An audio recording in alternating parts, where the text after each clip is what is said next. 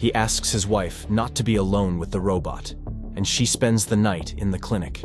In the morning, Rose calls the home of Abby and Paul to inquire about the man's condition, and Tim invites her inside.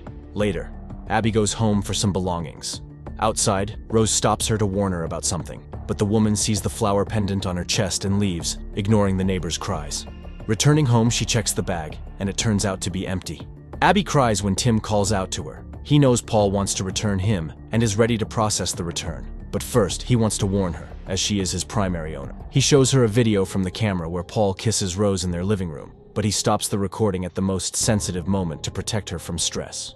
Abby refuses to go to her husband and doesn't pick up his calls. Later, Paul comes home, where Tim greets him, hands him the found sweater, and informs him that Abby doesn't want to see him and his suitcases are packed. Paul doesn't believe it, but then Abby appears, tells him she saw the recording and knows about the pendant.